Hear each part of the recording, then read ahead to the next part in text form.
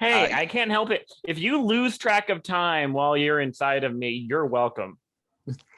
As opposed to if you lose track of your watch while you're inside of Michael. Well, I'll never see that Rolex again. Leave a message. Hey, Jean, I'm calling you back. Ooh, she has been a bitch tonight. And by bitch, I mean this book. Flat scans everywhere. And you know the MLF should stand for mutant lovers fighting my ass. So I hope you're up, girl, because we are all coming over. Close the gates, raise the shields, fire up resurrection protocols, and put on your mask. Because I know exactly what we need. Good morning, Krakoa. Hi, I'm Michael. I'm DeVon. And I'm Terence. And each week, we bring you the latest X books, and we discuss them, we dissect them, we describe them, and we go down a myriad of rabbit holes that they lead us. So many rabbit holes. So many rabbit holes. And we also do it all from a hilariously queer bent. If that's your bag, welcome. If it's not, stay a while. Maybe we'll convert you. How are we doing, guys? Great. I too am doing great. I bought a pair of chubbies for the first time. Oh, the shorts? I'm sorry, Yeah, what? the shorts. Chubbies. Oh, nice. So I'm dealing with how short they are right now. I bought some really cute shorts from Aussie Bum, and they short. When I get to go to somebody's pool, ooh, baby. I don't wear shorts.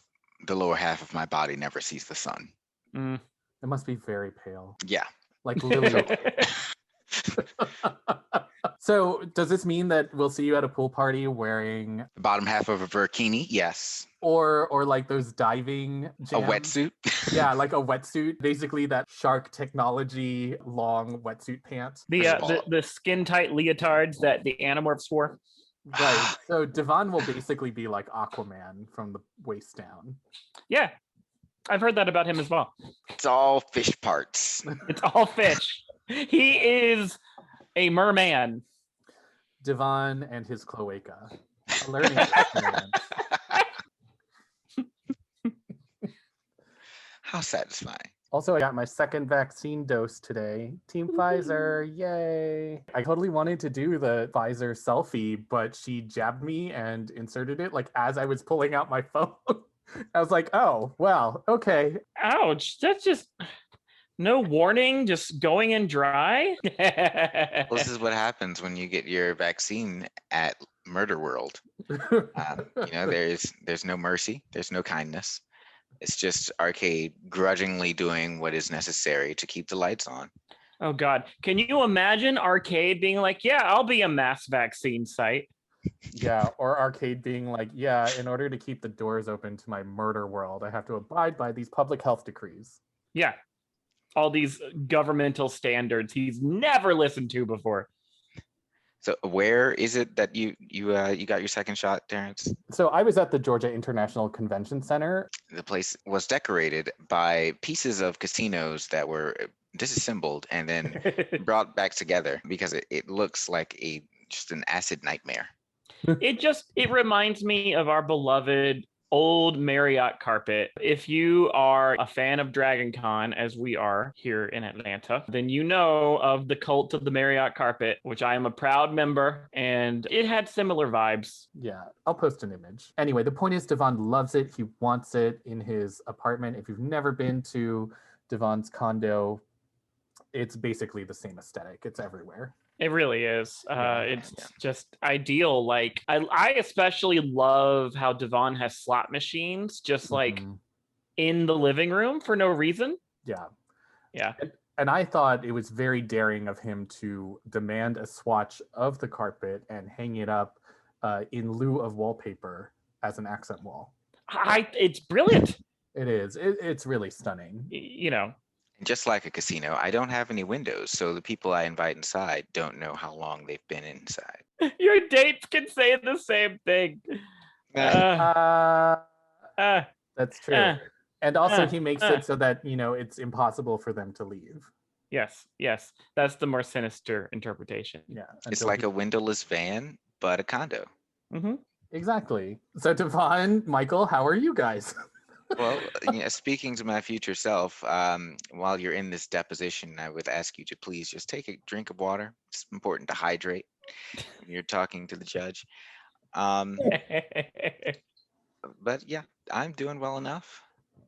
It's another, God, what day is this? It's the pandemic. I I measure time in the amount of money I've spent on this mobile game. I measure it in wine bottles. So, what books do we have today? Today we've got Marauders number 19 and Excalibur number 20. I'll take Excalibur. And I guess I'll take Marauders, and DeVon can judge us because now it makes me nervous because I normally think I'm a Simon, but for a lot of these, I've been a Paula, and I feel like I'm going to say something about the book, and DeVon's going to come in with some very incisive criticism, and then I'll just feel like bad about myself. I think we refer to this as versatile anxiety. Anxiety.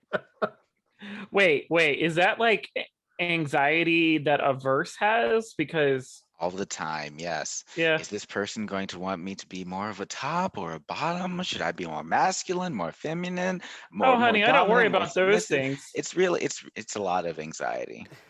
Look, just tell me what you want me to say. Nah, I don't worry about any of those things. I just see what mood strikes me, and then one of us flips or both of us flip, and then we see what happens. Yeah. If you've never had whiskey come up your nose, it's an experience. Whiskey up your nose. Yes. Yeah, you Yeah. made me laugh. Versatile anxiety. First anxiety. Yeah. I'll go ahead and go first because the suggested reading order is that you read Excalibur first. Okay. Excalibur number 20 was written by Teenie Howard, art by Marcus Toe, and colors by Eric Arciniega. Okay, so Yeah. Michael, we're going to change this up a little bit this time. Instead of doing a 30-second summary, which none of us could make, except for me on my first time. Oh, Sure. actually, both of us on our first time. Yeah. We peaked. That's it. It's over. It's true. I can never go back to that performance. So what we're going to do this time is you're just going to summarize the book the way you want, but also within mind to keep it as quick as possible. Mhm. And we'll see how long it takes you to do that. All right, ready? Right. On 3, 2, 1, start. Okay, so essentially what's happening here is that Psylocke and Betsy have all come back. They're all good, but Malice is out in the world, and they're like, what are we going to do? And then we learn about Malice's past, and she had a body at one time. Who knew? And then we're at the Quiet Council, and they're reporting on all the comings and goings of Malice and where she is. And then it turns out Malice is an Emma all along. It was Malice and Emma all along. And then Psylocke is able to like capture her in a psychic knife. And then turns out they can both juggle the psychic knife. And then Xavier is like, hey, let's throw her in the hole. Because I like that shit. Let me throw her in the hole. I want to show her in the hole. Let me throw her in the hole. And they're like, nah, let's not. And then they talk about it, and then they visit her in the mindscape.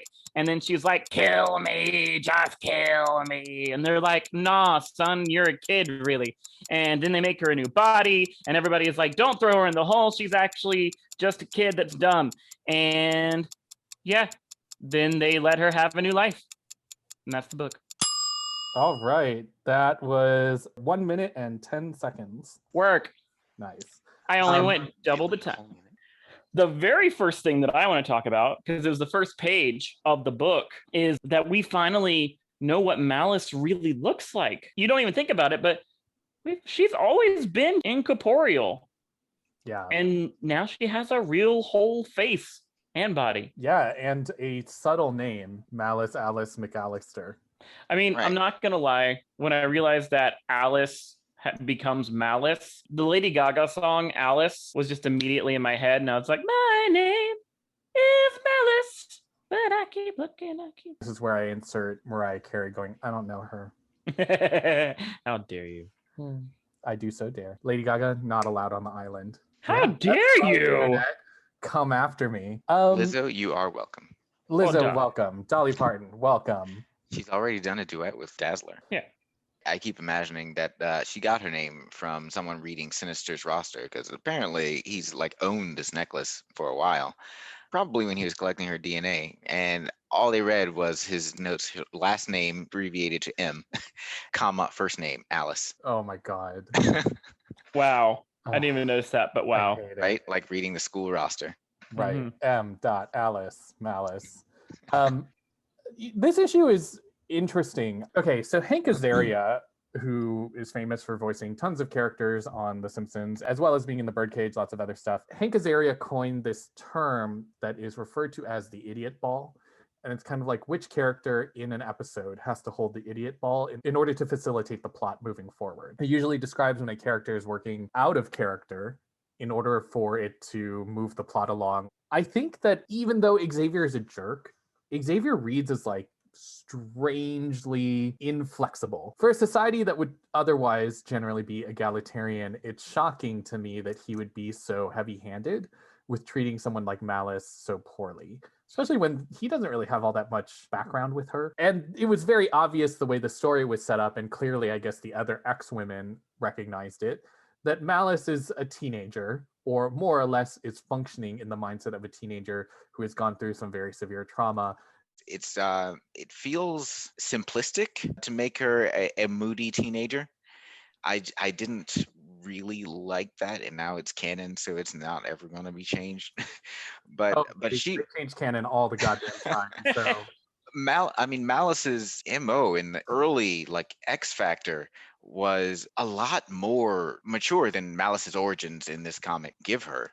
I don't know if anyone remembers, but when she possessed Polaris, knowing that Havoc and Polaris were in a relationship at the time, and she basically forced Havoc's hand to try to kill Polaris, knowing that his powers couldn't. One of her lines was, "Your powers can't hurt me, but the point is that you tried." Just to fuck him up mentally and to do that intentionally is far beyond the mentality of the teenager that we get in this origin story. And I feel like we've been robbed by making her a teenager.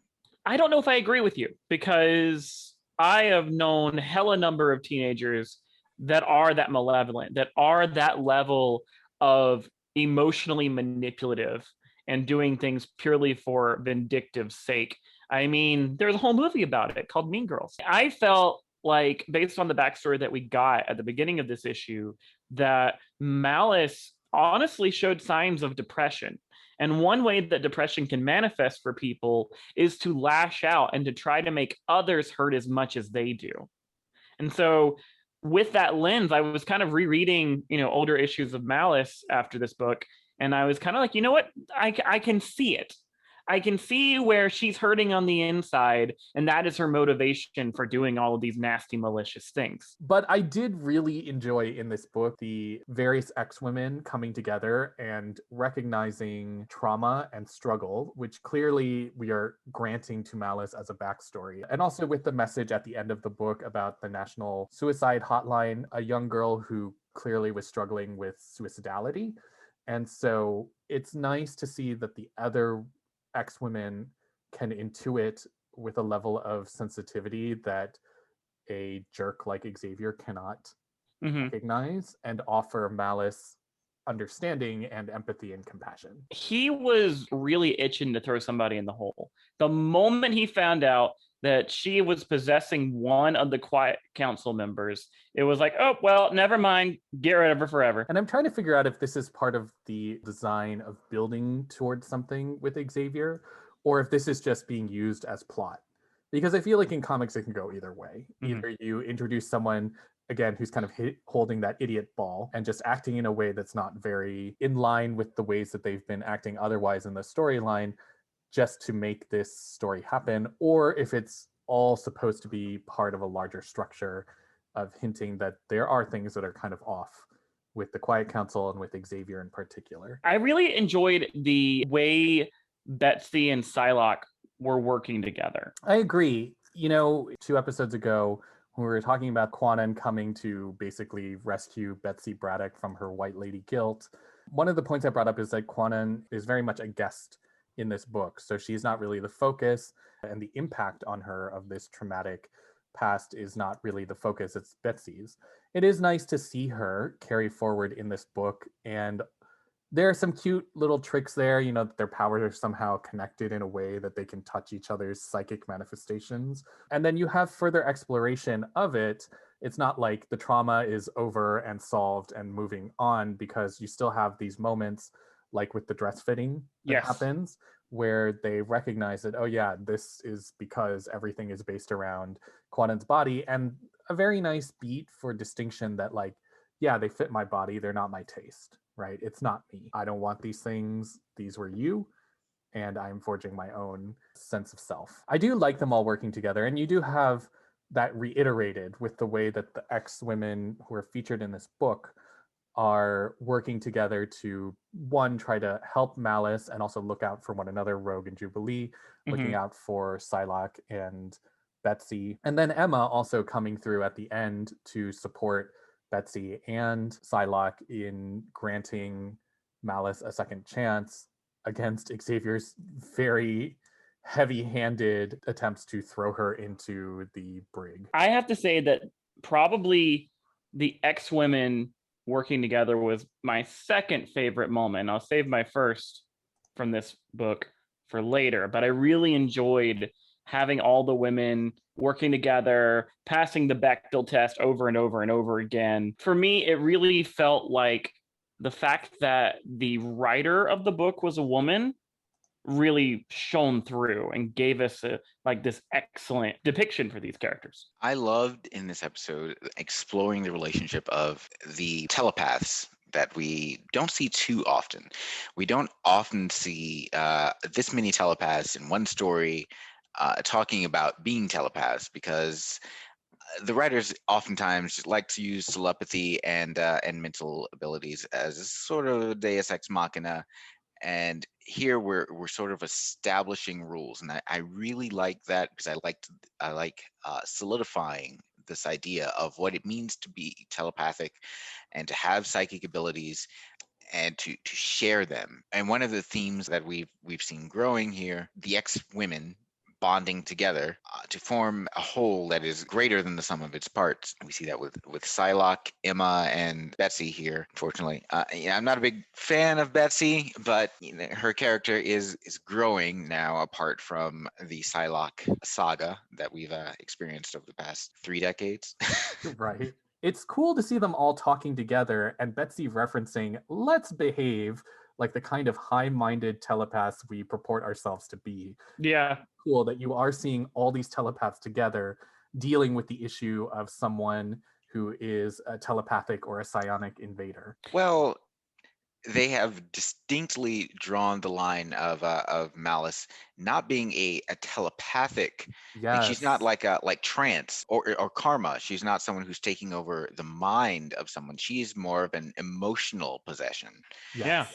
Which is really curious as to how this interacts with Psylocke's psychic knife. I don't want to over science all of this. It's still a comic. It's still fun. I'm still enjoying it, but to try to quantify exactly what Malice is, to give her a backstory in this issue really complicates everything that we know about Malice so far, her history, every way that she operates. Then what exactly is Malice now that she's dispossessed of a body? If she's not a psychic entity, if she's just emotion, then how were they able to bring her back? And would that not create a duplicate? Because that emotional entity would still exist separate from a physical psychic being. But again, I don't want to over science all of this. It's part of the fun, though. So my position on this is that there are numerous continuity threads that are being pulled and ignored and manipulated here that address all of these. So I do agree with DeVon that reading those back issues where Malice first appeared, she really does read more as a mature character. She reads as an adult. The kind of language she uses, which is very much Claremont's language at the time, doesn't read like a kid or a depressed teenager. It reads like someone who is equivalent to the other X-Men. She is more sophisticated in her dialogue of her aims and her goals. But at the same time, you could look at some things like her desperate need for approval from Mr. Sinister as reading more childish. But I do feel that this is an attempt to basically retcon Malice's backstory. And I don't think the ages here seem to line up based on the reading, the feel of those early issues and how Malice has operated since then. But I can see that maybe this is an attempt to write this kind of story and to give this character a reboot or a reset. And in doing so, we just kind of have to deal with the fact that, yeah, she was probably intended to be more of an adult character at the time. But I guess if we're going to give her a true backstory, she's a kid. The other part of that too is, how did they kill her? Because they kill her by burning the necklace. But in continuity, destroying the necklace seems to make her go away for a period of time, but it never seems to fully kill her. That could be one of those inextricable continuity issues where, oh yeah, we killed this villain. Surprise, this villain is back. Who knows how? And no one really cares enough about Malice to explain why. But I guess here we're supposed to accept that the physicality of the necklace is enough to actually constitute a true death. And therefore, the body that's brought back is a true revival in the way that all mutants have been revived. It's not Malice falling into a new body. It's not her possessing a husk. It's actually a body that was created from her genetics and Xavier uploading her mental state into that new body that he's collected with Cerebra. Oh, wait. So there's this panel where Emma is putting the cloth over her shoulders, where her hair is changing colors. Do you see that? No, Sorta. what? So if you look at it, it could be that it's changing colors, especially because of the way it was colored before. But then if you look at the next panel where it's behind her, it's brown. So I'm wondering if maybe it's more of like a shadow, like a lighting thing, or it could be changing, but I don't. Is that her mutant power? She can change her hair color. Secondary, I can change my hair color. Hey, she's advanced now that she's in a new body. Right. It's true. I mean, I don't know how they got that original body for her, but whatever. Well, they said that they've been collecting DNA since forever, so. Yeah, I guess if he's on Sinister's radar. So how the hell would she be on Sinister's radar? There's so many questions I have. Like, how does he know whose How does he know? DNA to collect? If I have a body. I was assuming that they'd gotten this husk, and once Psylocke and Betsy had this mental image of her having met her in the dagger, they just gave like those recreated details. that. Yeah, and recreated it a little. No, she's not, because they killed her. Like they Yeah. killed her in the fire, so this is supposed to be her being actually reborn, which means that this is actually her in her own body and not just like a general body that's been shaped to look like her. Because they offered her, they were like, look, we can just make you a body. And she's like, no. And so they like throw her into a bonfire. Which, that is the most unceremonious death ever. Burn this hot topic, Australia, and seal her doom. I know we've talked a lot about the dynamic with Psylocke and Betsy.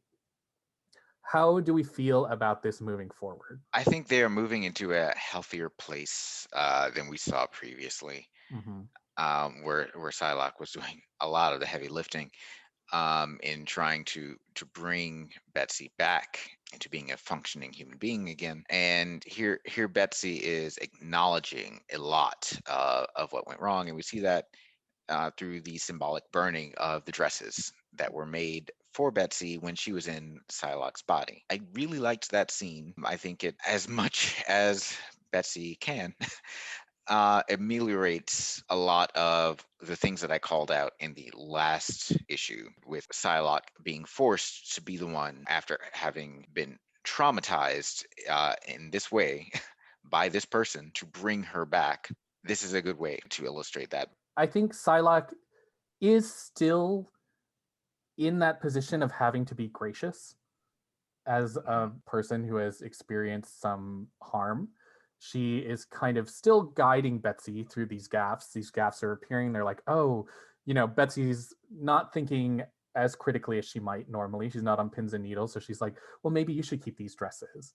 And it's, of course, left to Psylocke to say, yes, these fit me, but they're clearly not my taste, right? But it is a healthier space. It's less charged. And I don't think it's as sensitive as when Psylocke literally had to drag Betsy out of harming others and let her ride inside her body. To Betsy's credit, it was not Psylocke who suggested that they burn the dresses. It was Betsy as a means of reconciling. Yeah. Michael, I remember we had a discussion earlier, and you mentioned that you thought that it would be a good thing if Betsy and Psylocke were actually in the same book or on the same team. Yep, I still believe that. They're so different, but I loved the element of them juggling the psychic knife. It honestly felt symbolic of their relationship. You know, you're tossing the psychic knife back and forth. I really enjoyed them working together. I think, you know, with all the problematic issues that are inherent to these two characters that were once one, the best way, in my opinion, to handle it is to have both of them be in the same book and really showcase that they are two separate characters doing their own things. The only problem could be that Psylocke is in Hellions. You know, they would have to get rid of her there for this to really make sense, continuity-wise. I think that would be okay, because the only reasons I can think for Psylocke to be in the Hellions team that actually in universe makes sense is because Sinister, I believe, is dangling the prospect of reviving her child for her. And so that's why Psylocke is involved with the Hellions team and Sinister in the first place. For Kwannon to have been revived and clearly be dealing with a lot of trauma with her lost child, a lot of trauma with being back in her body after so long, and then be like, yeah, it's okay for you to go on this Suicide Squad-esque team. Go for it. Which is kind of like, but Psylocke hasn't done anything wrong. The other members of the team are obviously people who have violated some of Krakoa's laws or seem to be problematic mutants. But in Psylocke's case, I feel like they just look at her as, oh yeah, you're hard as nails and you like killing stuff, go at it, as opposed to really seeking out what's in Psylocke's best interest, which probably would not be to be I feel like that. Well, okay, to build on two things. First, Michael's point, I like them being together, like Psylocke and Betsy being together or Kwannon and Betsy being together in this book. But I think it's very important for them to be in separate books, at least for a while, so that we don't always see these two characters interconnected, because they are now two distinct characters. And Kwannon mostly needs to create her own identity as a mutant and in the reader's perception, because we don't really know a whole lot about Kwannon, because I feel maybe 6 people read Fallen Angels. And I was one of them. Likewise, I paid money. Same. So we're half of the readership of Fallen Angels. Apparently. So to you other 3 people who read Fallen Angels, and you're probably listening. And I feel that it's important that the reason that Kwannon was placed on the Hellions team, because like the readers, the X-Men don't know much about Kwannon. She showed up as revenge maybe once or twice and was she wasn't an outright villain, but she was clearly disruptive. Yes, she was disruptive. So that's their only experience of Kwannon. So to put her at the head of this team of troublemakers and see what she's made of, see what her decision making is like, and if we can trust her, is one of the things. And I secretly think that's why Havoc is on this team, to be the low-key monitor of all of it. Not the leader, but they've overplayed his mistakes so that he will be the backup in case Kwannon proves not to be a trustworthy character. And here she is in league with Sinister, kind of proving that point, but not really, because we have the full backstory of it. But time will tell exactly how Kwannon's story plays out. We really need to bring this character fully into the fold of the X-Men. I'm favorable. I think the outlook is good from our perspective, but from what they see on Krakoa, I can understand the doubts there. It seems like the decision making there is unclear, and I can't tell if that's metatextually, if that's just we're steamrolling Psylocke in there because no matter what, the Asian Psylocke ninja concept is too popular and too ubiquitous in X-Men media to be done away with. So that's why we're really pushing Kwannon, even if it doesn't seem to make sense why she would be in these leadership roles or these prominent roles. The only way that I can really explain it, honestly, is when you read Fallen Angels, Kwannon goes a lot into her backstory about how when she was with the Hand and all this other stuff, how because she was an assassin and she killed people, she feels like being in the Hellions is something that she deserves. And it reminds me a lot of when Betsy Psylocke used to say in her Asian form that, I'm a killer, this is what I do, like when she was on X-Force and things like that. And so it kind of feels to me like that element of Betsy they're kind of saying was always Kwannon. And so Kwannon is still carrying that baggage of, I'm just a killer, this is all I'm good for. And so it's like a penance thing. Yeah, and it aligns with how the character was introduced. I think there's a level of problematic characterization there. Agreed. Where you've saddled this Asian character with sexy Asian assassin is just sexy and an assassin. And so once Betsy is out of there, it turns out this body was violent and cold and emotionally dead the entire time. And I think we've talked about this in other conversations where it's a little strange to see that once Betsy has arrived in her own body after spending years inside of Kwannon's body, suddenly she doesn't seem to carry any of her ninja training or her killer's instinct, which feels like a racialized thing. That once she's entered her proper British form, she no longer has any of these skills, and these skills that are very Orientalist are inherently this Asian body's skills. See, the way I think of it has always been that while Betsy was the dominant personality, Kwannon was always there. And so like the ninja skills and all that stuff, like Kwannon was always there. It's just Betsy was the one doing the talking. You could even argue that like maybe, and they've never said it, but it would be kind of cool, I think, in a horribly traumatic way, if like Kwannon was always like at least semi-conscious, kind of watching Betsy, but also like being Betsy. You know what I mean? So you're That's saying she horrifying. You're saying she was in the Get Out situation? Where yes.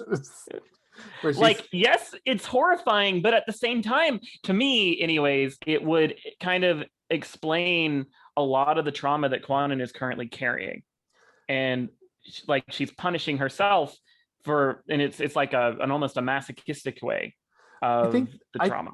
I think that would make. I get it. I understand how that would be more of an elegant solution for why these skills are here and these other skills are not.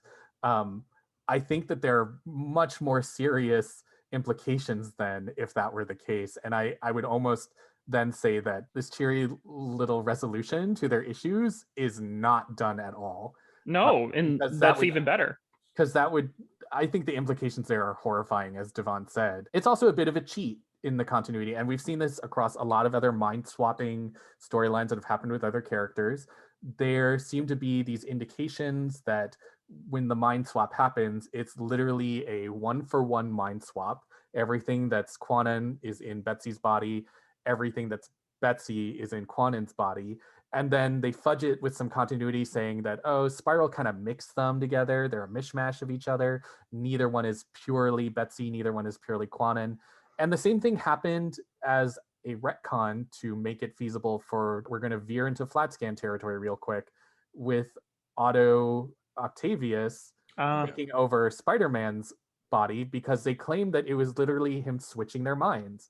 And then in order to get themselves out of that and be able to restore Peter Parker, they let her retcon that and said, well, a part of Peter is always in there. And that allows for Peter's personality to take back over and put him back in his body. So it wasn't a real death.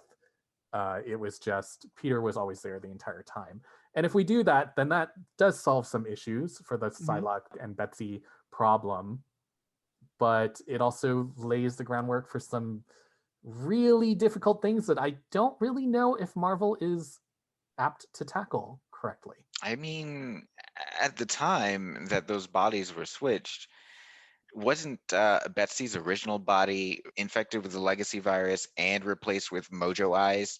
So like there was a lot that Revenge had to take on. Yeah.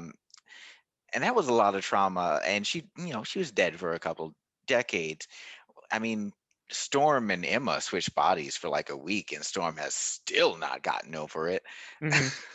So imagine it. Well, then again, I mean, Emma did have sex with Sebastian Shaw in Storm's body. Oh no! I forgot about that. I forgot. Yeah. Oh fuck! Yeah, that was really wrong. Oh, Emma, baby, no. We're really glossing over some of these cheap consensual violations. But Holy Betsy had sex with Hanna-Barbera. a lot Oh. of people in Psylocke's body. Yeah, she did. It carried on many relationships, True. was on television, etc. Died a couple times, and was resurrected in Psylocke's body. By Jamie, which is on brand. Yeah. Yeah. Not just that. One of the things that always struck me is apparently, I can't find it, but there was an issue I've read on various wikis about Betsy, where at one point she even says that she doesn't think of herself in her old body. When she thinks of herself, she identifies in her current body. And it was like, woof. Yeah, you know? there are a host of things there. I mean, you can always read that as Psylocke, as Betsy, just being more comfortable in the kind of place that she's in. But I don't recall if I'd mentioned this before on our podcast, but one of my big criticisms of the Betsy body switch is that once she's in this Asian body, Betsy has never on page, as far as I have ever seen, had to deal with the culture shock of being a woman of color suddenly in a heterogeneously white society, British society, right? Even among the X-Men living in America, right? She has not ever experienced what it's like to be an Asian woman in the way that a character like her would suddenly have that culture shock. She's been a white woman for the majority of her life, and now she's an Asian woman. What's the difference there? And she would feel those. And I think that's just because the writers were not aware of that ever. But you know what would fix it? An X-Men Legends issue. Yep. And well, listeners, if we have missed anything about the switch, when Betsy and Psylocke were officially separated just recently, please let us know in the comments. Exactly. What are your thoughts on that? I have one more thing to say about this book. Okay. And that is probably my favorite element, was when Betsy is like in her room, I guess, and she's trying to figure out, in the dress scene, and she's trying to figure out, what do I want to wear for the gala, blah, blah, blah. And Rogue and Jubilee just say like a million times, you should have gone to Jumbo Carnation. I don't know why you're not going to Jumbo Carnation. Everybody's going to Jumbo Carnation. And not to dive too much into the Hellfire Gala, but like based on the previews of what we've seen for what Betsy is going to wear to the gala, she should have gone to Jumbo Carnation. She should have gone to Jumbo Carnation. That's going to be the new tagline. Oof. You should have gone to Jumbo Carnation. For sure. Yeah, it was, I really enjoyed it. I had a lot of fun. And I felt like we learned some great backstory about a character that really needed it. That I didn't even know needed it, but she really did.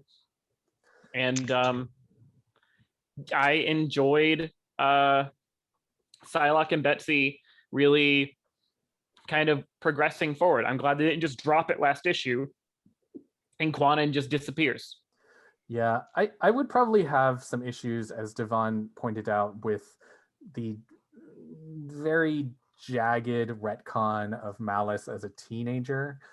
And Malice does say she hasn't been a teenager for a long time, but she's very clearly being characterized, even in this issue, as a teenager who is struggling with mental health issues that she never resolved. But I suppose maybe the double-edged sword, the benefit of Malice being so without character for such a long time in the comics, is that outside of her very adult dialogue, she's a blank slate. I think it's fair to say that she's cognitively 16, but it looked like in the backstory that she, like, this happened in the 70s when her mom was all oh my God, my baby, which by the way hurt my heart a little bit because I She's- felt bad for Mom. I think she's very aesthetically supposed to be in the punk era, which would probably put her in the 80s. And that's Okay.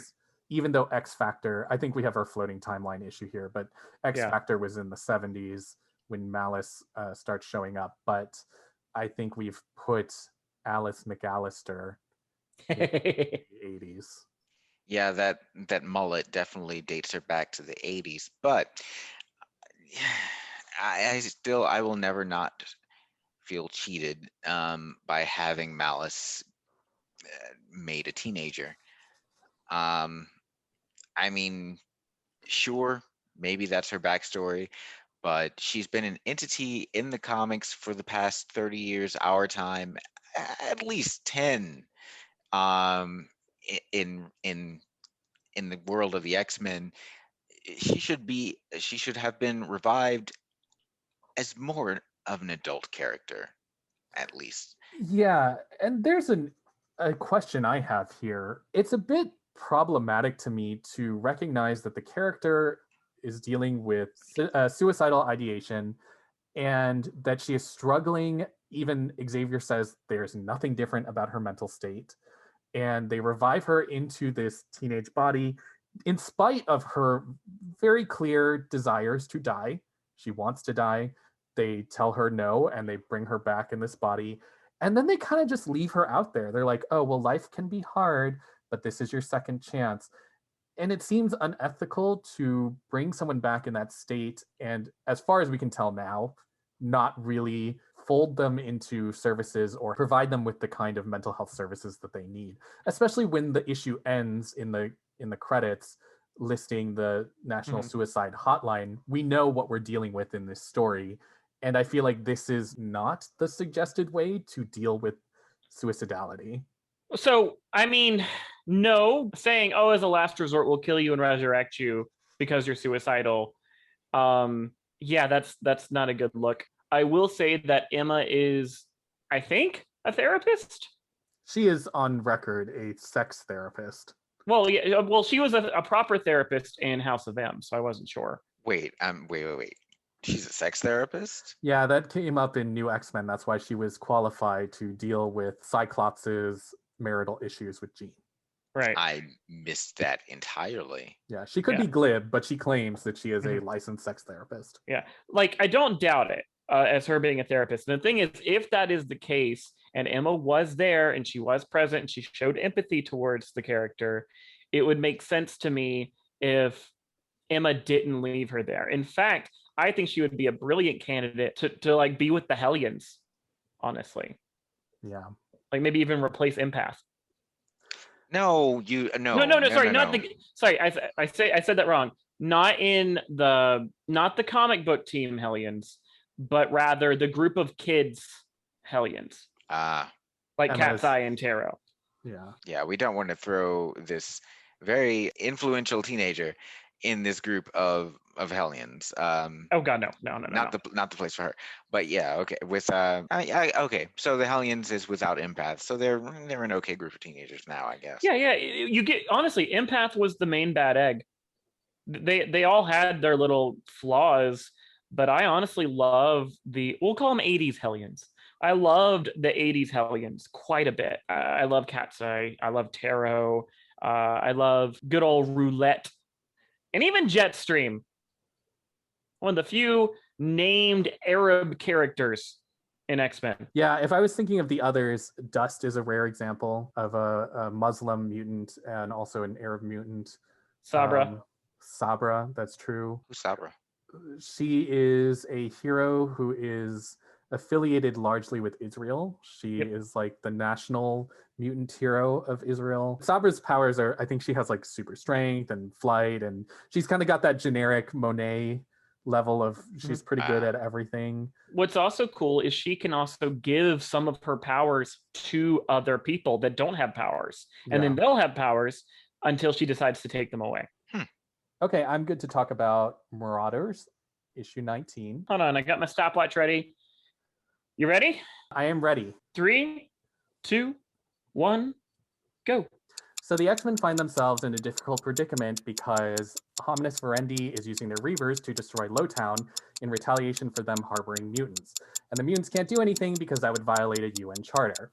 So Callisto pulls together a team of Morlocks to go and help. So they basically fight the Reavers, and the two people who helped Kitty Pryde, the father gets killed, unfortunately, but they manage to turn the tide and save it and avoid an international incident. And they employ the girl who has survived to work at the bar. And in the meantime, there's a cute little panel at the end that talks about the gala. Okay, 43 seconds. Well done. Nice. Is Mask's only ability alter the flesh and organs of living creatures? Okay, sure. Yeah, but remember, his whole bag was he loved to make Morlocks uglier. What were their names? It was Marrow, Mask, Brute, Bliss, and then the other two. Hump and Brute? Yep, Hump and Brute. They are also new to me. Yeah, I didn't know them. I mean, sandwich me between the two of them. Let's do this. Whatever makes you happy, boo. Yeah, it's been a long pandemic. What did my one friend say? He was like, when this pandemic is over, I don't even care. I'm going to be naked on the floor asking people to spit on me. I do that already, though. Well, yeah, but, sexually and not because they hate you. Oh. So I am scrolling through this issue of Marauders again, and Pyro's outfit is fitting right. I know, right? That ass shot? Come on. Yes. Mm-hmm. Yes, let's do this. I want to say that the artist, Delgado, Yes, the artist here, has an appreciation of the male figure that really shines throughout this entire issue. And it's not just that one panel that we noticed with Pyro standing with his back to the camera. It is a lot. The Reavers themselves, it's Hump and Brute. Even Callisto is looking a little butch in this episode. I am a little sexually confused here. I think we also need to talk about the beautifying of Callisto. Oh, she's prettier now? She is, I mean, artists being different, right? But she is very haggard and weathered in her initial appearances, which makes sense with the whole Morlock concept, right? But of course, now that she's a protagonist under Emma Frost, she just looks like and this is not new, but she just looks like a punk chick with a eye patch, and a razor cut, But to be fair, she also didn't have a shower in the sewers. Yeah, and she does now. But when you look at some of those original depictions of her, I mean, she looked lines across her face, right? Haggard and cracked. Yeah, wow, this is quite different. Do not Yeah, look she was away. rough back in the day. Do not look away, DeVon. I mean, she's not rough, but she's significantly more butch. Yeah, she's much more of a butch bitch. Okay, I will say, looking back at some other older depictions of her, she doesn't look as haggard as she did in her initial appearances. Even when she's put Got Warren in his arms. that too, but also when she's put Warren in the adult diaper and is making him her sexual plaything. She still looks like a pretty normal person. Still, she looks very different with eyeliner. And why does she still have a fucking patch? Maybe that's part of her mutant power. She's just missing an eyeball. Yeah. I always wondered about that. I don't know if they ever said, because I'm not up on my Callisto lore. I always wondered because they said that her power is heightened senses and stuff, right? Right. So could it be she puts the eye patch over one eye so that she doesn't get sensory overwhelmed? I don't know. I think it's just aesthetic. In Ultimate X-Men, she can shoot tentacles out of her eye socket. Yeah, that's nauseating. Although not quite as nauseating as Bliss. What the fuck was that? Girl. Now, I knew about Bliss before, and I knew that was her ability. But I didn't. This was a complete surprise to me. Yeah. She always been nasty, but seeing it on the page again, Ooh, Lord. Ooh, Lord. It's just like, never ask her what that mouth do because she'll show you. It was like worse than the alien monster, worse than a xenomorph. I Yeah, at least that remember. one doesn't talk. I don't know where this image of Callisto comes from. Oh my God. Okay, that's Yeah. a read. That Yeah. is some shady fucking art. Right? Mhm. It's hateful. It's pretty hateful, And but then realistic. That picture of Callisto kind of looks like Eileen Vernos. I mean, yeah. You saw that movie Monster, I did not actually. where Charlize Theron plays her. yeah, Charlize Theron famously won an Oscar for, eating Not Krispy wearing makeup. Kreme and getting like not wearing makeup. But she was in love with Christina Ricci, so it wasn't too bad. Lesbians on film. We love I to love see it. lesbians. We love to see it. But it's there's a lot of glutes. There are.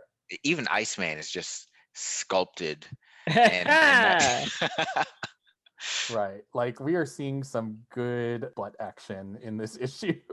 And I am Right. here for it. I think it was cute to revisit the original Morlocks or some of the prominent ones. You have Marrow, and you have, as we've seen here and we seem to all love, Bliss.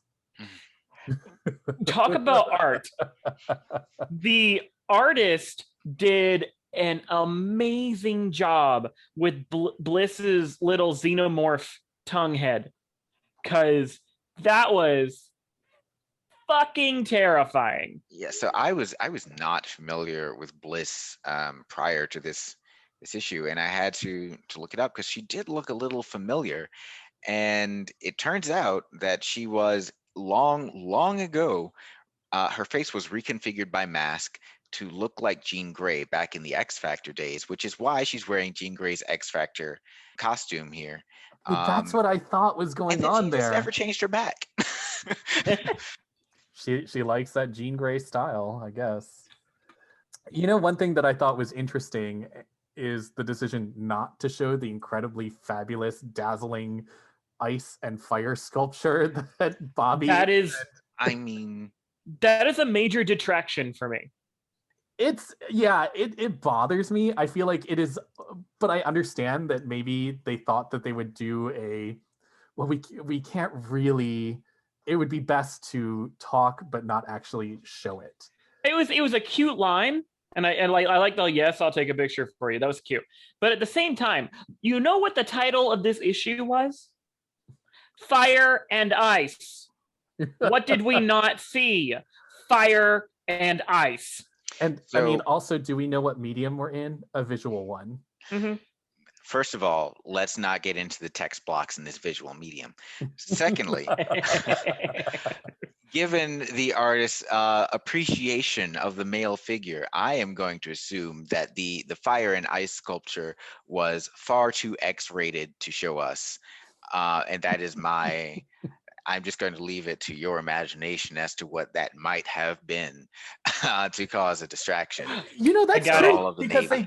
they do say, yes, sir, it's very provocative, and not in the way you are intimating, which probably means that whoever he's speaking to is like, oh, is it provocative in terms of provoking war or conflict? No, but it's certainly provocative in other ways. I wonder, you know what? It'll make me feel better, at least. And maybe some artist somewhere can draw it this way. I would love it if it was a gigantic ice dick With fire come. with fire cum. Yep. But to take us back to our previous episode, cut or uncut? Oh man! Oh, what if it changes? What if it's Yes, both? The Iceman head just is moving. scaling back the foreskin Oh my Yeah. god! as it melts, as the fire Yeah. cum melts the foreskin away. Right. So he goes from uncut to cut. Right. So everyone's represented. Truly, mwah. See, Yes, magnifique. this would be distracting. Yeah, Right. I'd pay attention. There's only one. And then Not Bishop really. blows up a lab. he Yeah. blows up a laboratory, and that's about it. I had a question about that. Bishop terrorizes a child Yeah. and blows up his He laboratory. points a gun at a child's head and blows up his laboratory. That little brat had it coming. That's This true. is I mean, true. all of the Hominis Rendi have it coming, so. But I had a question about it. It Mhm. was left kind of ambiguous. Did Bishop blow himself up? I think the idea is that regardless of what happened, Bishop could probably just absorb all the energy that's there. That's Right. true.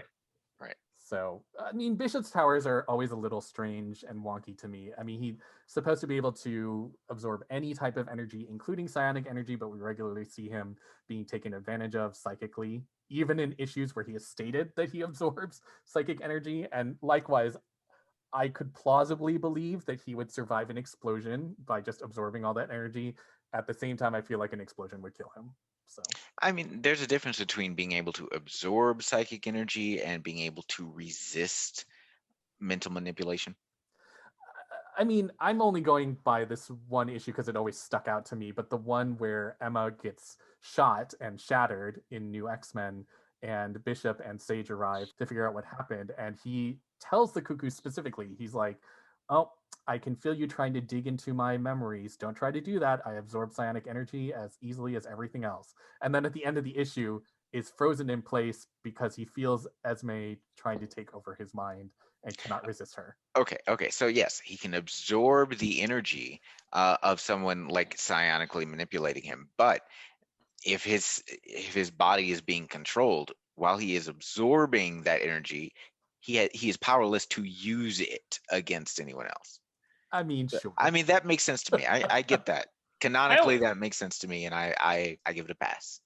I always thought it was more like, sure, he's absorbing the energy, but they're also like programming the code, which is don't move. Right. Yep. So my general opinions on this issue were that, Marauders was very exciting when it first started out, and I think it's kind of lost a bit of that daring. Mm-hmm. And this issue felt very practical. It was to address the plot lines that they have going on with Lowtown and with the Reavers and with Hominis Verendi. And I feel like it achieves that. There's not a lot in this issue that really wowed me.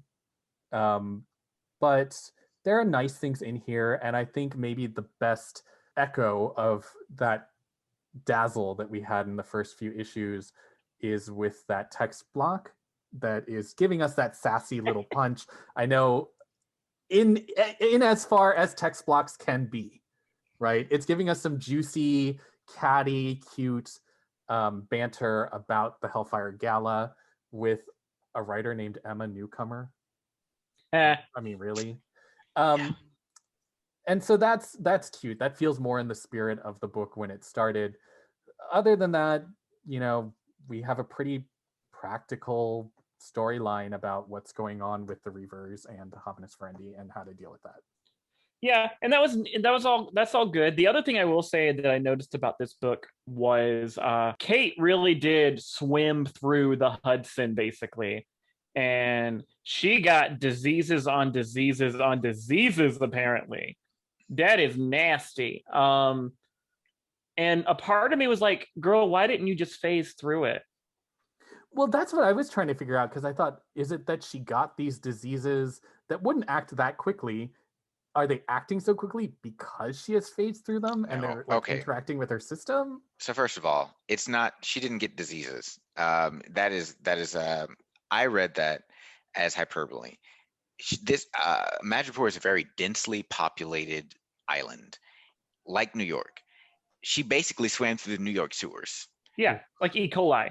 It's disgusting. She's retching and throwing up because it is absolutely filthy and disgusting. I mean, that could be fair. I mean, I would have just phased then. You can't really phase through that because she's still underground. She's still in the sewers when she has to get up there and unphase, and knowing that it's all on her. It's the psychological more than the actual physical, and then having to smell it on herself. So that is true. Shit would just be like flowing through her body, even if she's phasing. Right. So what we're saying is Kate Pryde is not into pig play. I am saying that. I think that is now canonical. It's not one of her kinks. Sorry. Kate is not into pig play. Not into smells. No. She's not into water sports. I mean, the last person she was romantically linked to was Made of Ice. No smells there. Oh well, there's Star-Lord. There's Star-Lord. Yeah, Star-Lord was post-body. Wait, who was made with ice before that? Iceman. Iceman. They were romantically linked before Yeah, Yeah, they were dated. Colossus? They dated Yeah, Yeah. but before Colossus or after Colossus? after Colossus. After Colossus, yeah. They dated. Ugh, fine. That's kind of the basis for their friendship. Okay, well, whatever. This is a great issue for Mask. He's really Mhm. coming into his own. I like Mhm. that. He's becoming more of a hero, and I really want to see more from him. I enjoyed Callisto manipulating all of them. And like I loved that her method of getting Mask to actually agree to fight, which by the way, did you really need him to do all that? Because like he's not exactly a mutant powerhouse. He Yeah. beat up a guy with a pipe. But her way to get him to participate was they're gonna blow up your hospital. And then it turns out no, they weren't. Yeah. They explicitly said they weren't gonna attack the hospital. Mask is so tsundere. Mm-hmm. Like, no, I don't want to help. I don't even like you guys, but fine, I'll do it. Yeah, accurate. Yeah, I was also not really sold on placating this woman who just lost her father, whose dead body they put on the pool table surrounded by money, saying, that a "Oh, you can cultural have this thing? bar now." It's a cultural thing, I would say. Is it okay? Yeah, but I do agree. I don't think you would move from my father just got shot by a bunch of villains and everything's solved because you got me a job working at this bar. Right. Like, God, really? It's like, I'm so sorry for your loss. You And looking? when I said that, when I pointed out that her father was on the pool table, as around her money, it's to illustrate that he's right there. He's right in front of her. Right. Like, she's still looking at his corpse. Exactly. Like the memory of the trauma of his death has not passed. It's you can't really, this isn't something she's going to get over by, oh, you have a job now. Right. Thank you so much. Oh, Right? economic security trumps familial loss. Yeah. So your first duty as bar owner is get your father's corpse out of your bar. Right. Yeah. I have one more. Marrow! Good old Marrow showed up and actually wasn't an asshole for once. I'm proud of her. I'm proud of her for, like, she was hanging out with the Morlocks, doing her own thing, but also being heroic. It's a good look for her because the last time we saw her, she was working like with Emma's Hellfire Club, which I kind of liked, honestly. I thought it was a pretty cool direction for her to go. So I hope we see more of Marrow, especially in this new vein where she's not all, perpetually stuck in her 90s angst, angry attitude. Everybody's got to be Wolverine phase.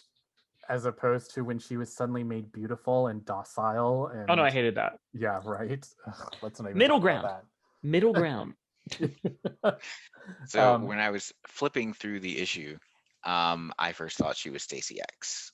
I didn't realize that she was Marrow. That's another X-Men Legends story they could do. Let's rectify the Stacy X ecstasy name pun. Jesus. I loved that name. I'm mad that they never used it for her. I think it would have been brilliant. And then she and Extreme can hook up together. Yeah, why not? So that said, let's go into our tops and bottoms for the week. Yeah. I'll go first. So at first, when I read both issues, I was like, I enjoyed both of these books. Which one is gonna be my top? Which one is gonna be my bottom? Then I was like, no, it's Excalibur. It is. Excalibur's my top. Oh. Did Well, I just hear some judgment? I mean, I enjoyed both books. So, it's not that I thought Excalibur was bad necessarily, Malice backstory aside. But it is my bottom. Gasp. I liked Marauders better. I may have been partial to the artist's rendition of Pyro's gluteus maximus there, but but yeah, that it really felt like more of a feel good story to me than Excalibur did. Yeah.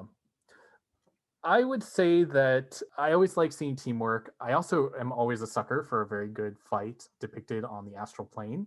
So I think that's why I liked Excalibur more. I think Excalibur would be my top here because you get that nice synergy with the X-Women working together, supporting each other, and sticking it to Charles Xavier once again. Mm-hmm. And as I said before, I felt that the Marauder story, while it's completely serviceable and it is nice to see these Morlock characters being used, again, what I mentioned in a previous episode is that it would be great to see more of these revived characters interacting in this new world setting that we have. I still felt that the story there was very functional, but it didn't sparkle with that character interaction that I had in Excalibur. So I would say Excalibur was my top. Marauders was light, was fun. It was a great X-Men adventure. And not to say that Excalibur wasn't, a good X-Men adventure, but it's heavier themes. There's a lot of heavy stuff already. It's 2021. We're all dealing with enough as it is. I feel ya. Marauders was just fun, and that's why it's my top. It's just simple, lighthearted fun. It really comes down to Jumbo Carnation for me. That's what made Excalibur win. So we always like to look towards the future here at Krakoa, and that's why we have a new segment that we'd like to call Destiny's Due Dates. So first up, what's next week?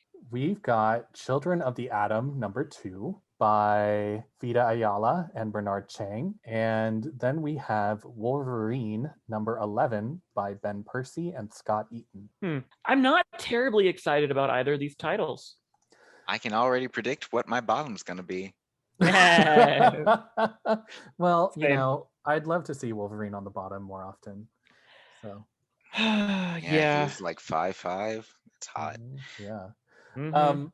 I don't know what I probably think my bottom will be Wolverine, but as I've said before, I'm a little hesitant about what the reveal is going to be for Children of the Atom, that they're all just flat scan kids co-opting mutant identities. But I guess we'll figure out. I don't think we're going to get that in #2. Like I said, for me, I thought that was the reveal from the first page of issue #1. So to me, it would seem very tedious if they dragged it out even longer. But maybe they'll surprise me and that isn't really the big reveal. And so they won't drop it in issue #2. Oh no, I already saw it says guest starring the Avengers. Oh, damn it. Really? In Children of the Atom? Ugh. I will bet that they're X-Men clones. Okay. Why do I have the feeling it's possible then? Because I was thinking, probably Children of the Atom will be my top. We might have a room full of bottoms next week. Oh, so we're Atlanta, going to be in Atlanta? Yeah. I mean, I love playing with another bottom as much as the next person. Or maybe more than the next person, but Ass to ass. Everybody gets a hand job and leaves home unsatisfied. Goes home unsatisfied. Lackadaisical. All right. So that's what we've got coming up, and that's what we predict is going to happen. Will that be what happens? Only time will tell. Find out next time on Good Morning Krakoa. And as always, please like, comment, subscribe, shoot us an email at goodmorningkrakoa@gmail.com. All right. Well, I think that is it. Good morning, Krakoa, and good night.